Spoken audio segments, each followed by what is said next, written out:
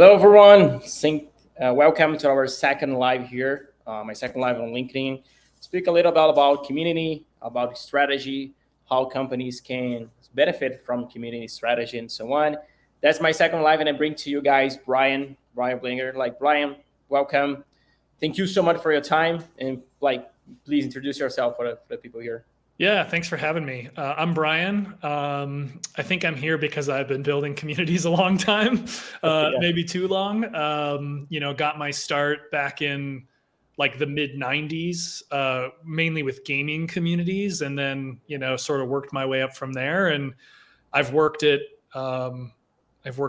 companies who build community products. I've worked at companies building community and community teams, and currently I'm a consultant helping companies around the world understand what we're about to talk about today, among other things, how to measure it and how to value it.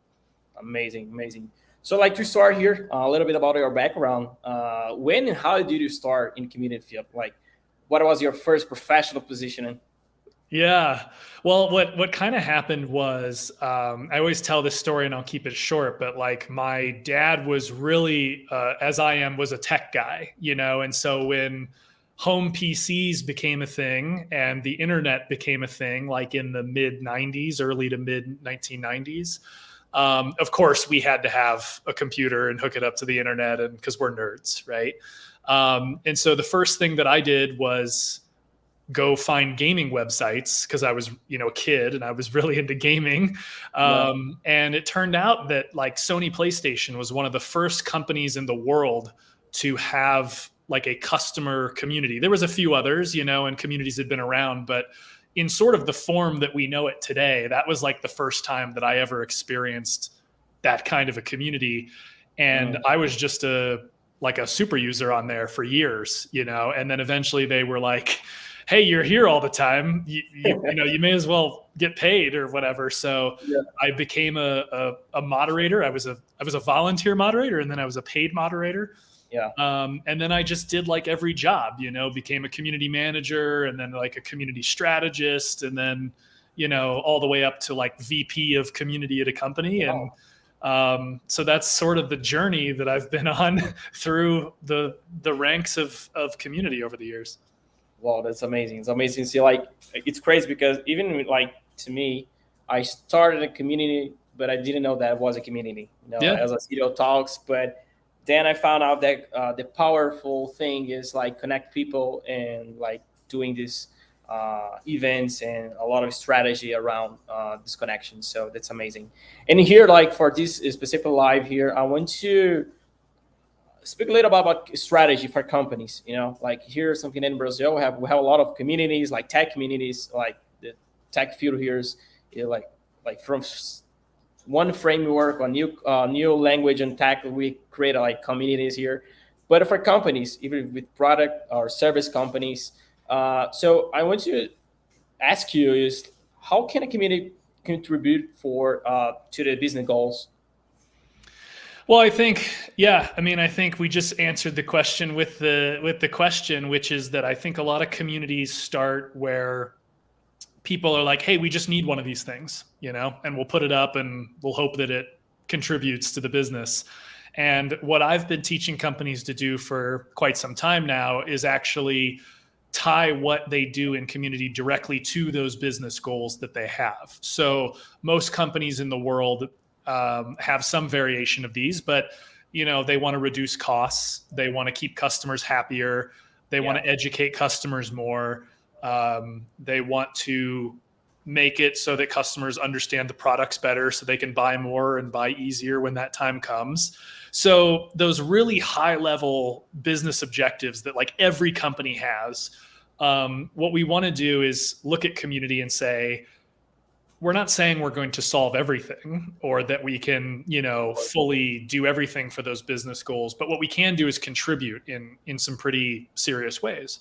And so each of those that I just mentioned are kind of use cases that most communities have. And so then if you think about from a departmental level, obviously support is interested in case deflection or call deflection. That's usually their ROI metric of choice. marketing is interested in generating more leads or educating people about the product or establishing thought leadership in an industry. Product is interested in feedback and ideas and sort of co-innovation with our customers.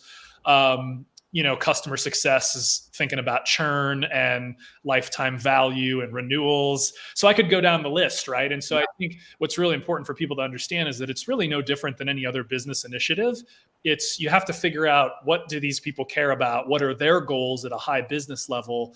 And then craft a strategy and a narrative around, hey, we're doing this over here in community, and here's how it contributes to what you're doing at sort of the highest level of business. And then all of a sudden, it becomes more clear to people, right? About, oh, okay, I get why we're doing this. It makes more sense to me now. And hopefully that leads to investment and other things. Wow, amazing. Yeah, we have a lot of departments that can benefit. And yeah, so I think one great point here is how to get buy-in from leadership. We know we must do some investments, bringing some created the team, even a community manager and other positionings, but because everyone wants community, but in the end they don't want to invest in it. So how get buy-in in the firm leadership? I think it's all about education. At the end of the day, community, even though some of us, people like me, have been doing this for a really long time, the reality is community is still a very new thing to a lot of companies around the world.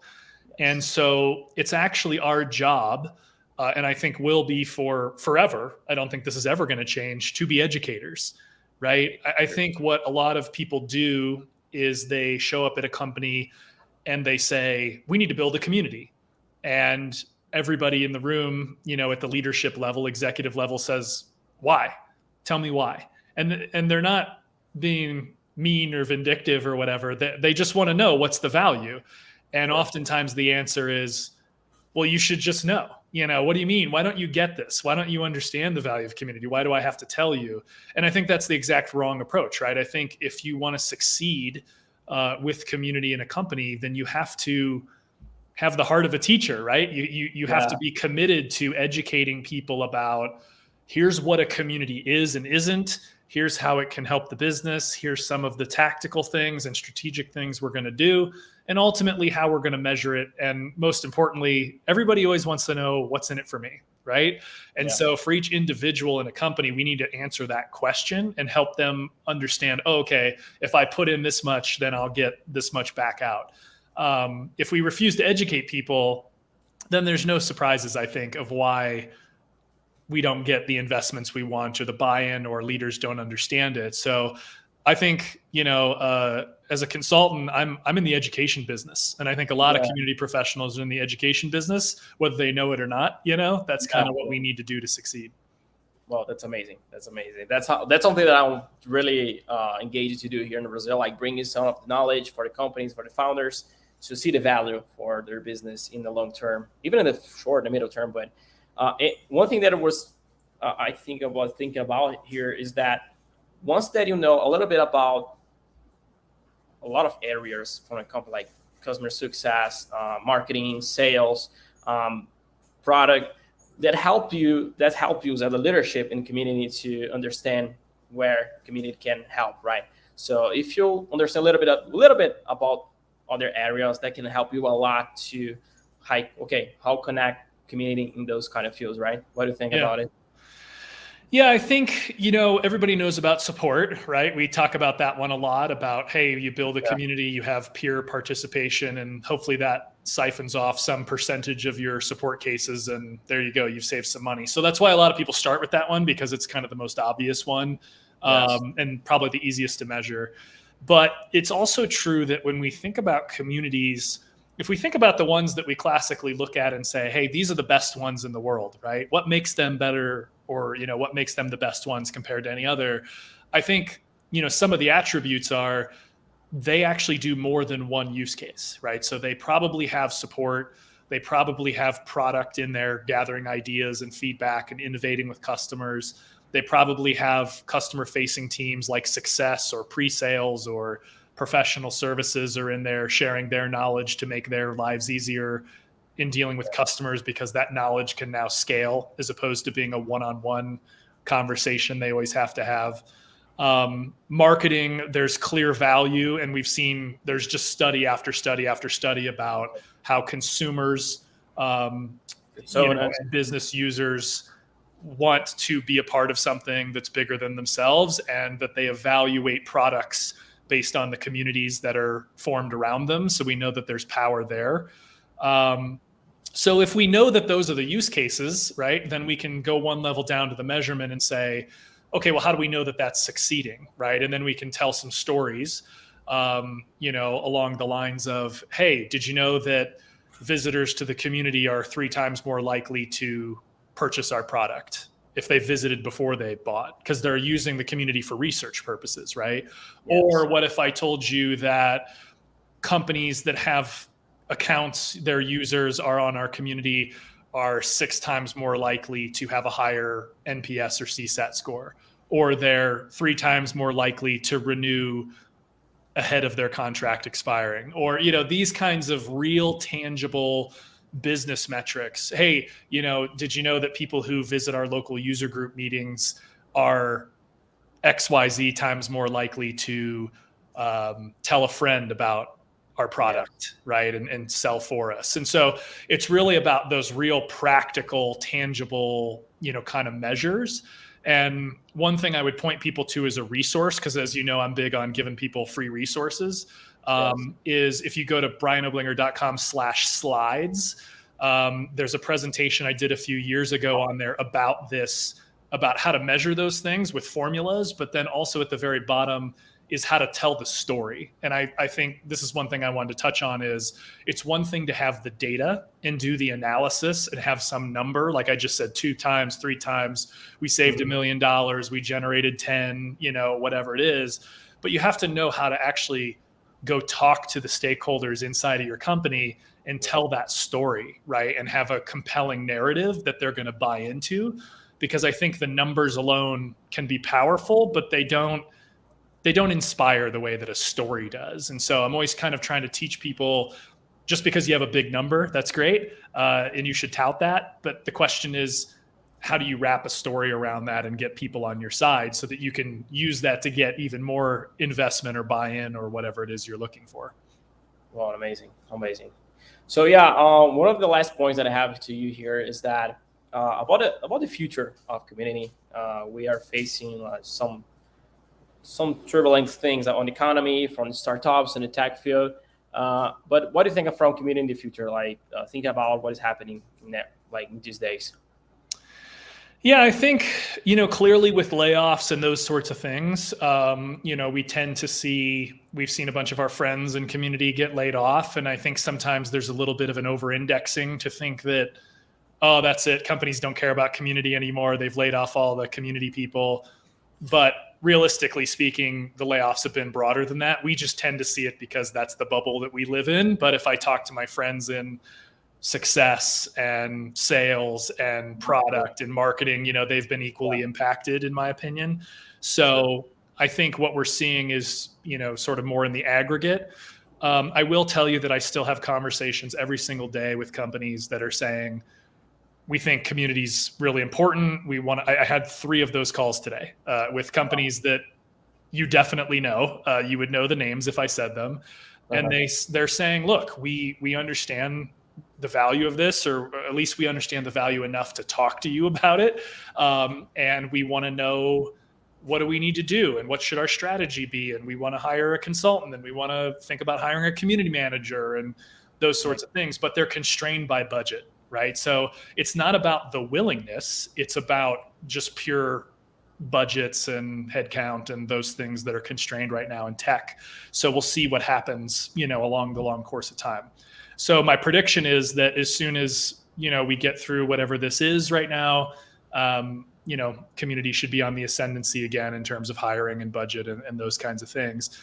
I think, if we're going to talk about the future of communities, it's funny because I think a lot about communities are going to stay the same. Like they have, in a lot of ways, communities changed a lot over many years, but a lot of it stayed the same. There's a lot of really kind of core aspects of the strategy and how people deploy them and how people think about them.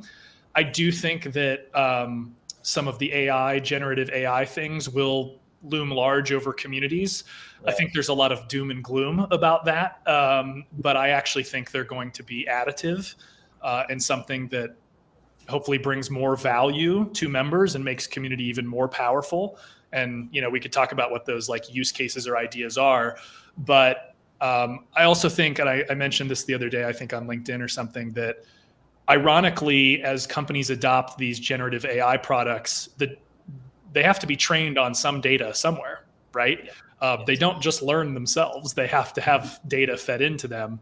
And so one of my hypotheses is that companies that actually have a robust community today with, a lot of discussion, a lot of peer support going on, a lot of use cases being shared and knowledge in general, that's going to be the best training set ever for these learning models, right? The more data you have and the more complete that it is, the better that any kind of like chat GPT style technology is going to be. So I think that companies are, well positioned if they have a community and they're doing these things for kind of the AI revolution, whatever that's going to be. And I think, based on what I'm hearing from people around the world, I think I guess I'll say this. I know I've been talking a long time, but I'll say one last thing, which is, I think there's a generational piece here. And this isn't, to introduce any kind of ageism into the conversation. But the fact of the matter is that people that are like our age and younger grew up with communities and social media. And so we're more accepting of it and we're more used to it. And it's more kind of the fabric of our lives because we don't know any better, right? Yeah.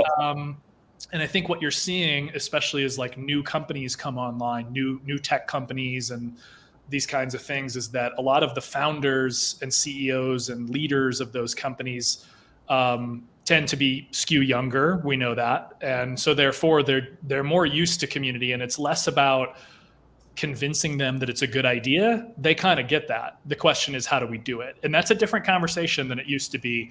There used to be a lot more, why should we do this? And I would say that that's still there, but these days there's a lot more, hey, we at least understand the basics, but how do we do it? And so, to me, that indicates some progress, and I hope that continues into the future. Oh yeah, that's why we need educators on the community side. So that's amazing. So yeah, well, I have a last question here. Sure. Is what are your experience like for so many years in the community field? If you feel like any founder or peer from company like wants to know a little bit more about community strategy and so on, and do you have like some best case of community strategy that you work with and you can share here with us? Yeah, I mean, there's a lot. And I think there's a lot of successful examples. There's a lot of examples of not success, right? To be clear, like I think it took us a couple of decades to figure this thing out. Not gonna lie, it's a new practice. Marketing didn't just happen overnight. Sales didn't, these are things that have been around for hundreds of years or thousands of years or whatever. So I think we need to recognize our place in the timeline, historically here, and understand that we have a long way to go and a lot of progress to make, but we've also made progress. And so when I think about, companies that have great community strategy, I think just to like list off a bunch, I guess, would be, Salesforce is always a great example. I think we see things like Sephora and Peloton more in the consumer space that have built really compelling communities around their products, right? Consumer products. There's obviously a lot of things happening in developer now. So we're seeing Google, Microsoft, Apple, SAP, Cisco, like they've all invested very heavily in developer community strategies. So we're seeing that a lot. We see communities of practice, right, that are sort of detached from brands, but more about, how do you do a certain thing? And I think marketing, there's a lot of those. Marketo back in the day, had a lot of good kind of examples of that. HubSpot is probably one of the best examples of, bringing practice into your community. So, I could go on, right? The list goes on and on and on and on. I think what's important, though, for anybody listening to this that's thinking about strategy is not actually trying to copy one for one, someone else's strategy. And the reason for that is that culture is a factor, right? Like successful communities, if we talk about trailblazer community or something like that, they have a very specific and definitive culture that goes with their strategy, right? And so you may be able to copy the ones and the zeros, but I don't know if you're going to copy the culture. And so my advice to people always is go look at, other examples of communities that are successful or that you like or that you think are interesting, and kind of take little bits and pieces here and there, and then go look at another one and take some other bits and pieces. But at the end of the day, you have to have your own vision, right, for what your strategy should be and the goals you're trying to accomplish to bring it back to the business. And I think companies who look at it that way tend to have better strategies than people who are just trying to copy, someone else's strategy. So for what it's worth, I guess that's the free advice of the day on how to build a strategy. Yeah, like that's amazing. That's amazing. Well, I have a lot of experience and knowledge here. So yeah, I think that's those are questions that I want to bring to you. Really fast thing, the knowledge here. But I just want to say thank you again, Brian, for sharing your knowledge, being here in this project that I'm doing and starting here as a teacher in the community here from Brazil. But thank you so much for your time. Yeah, I love it. Thanks so much for having me. It's been a blast. Amazing.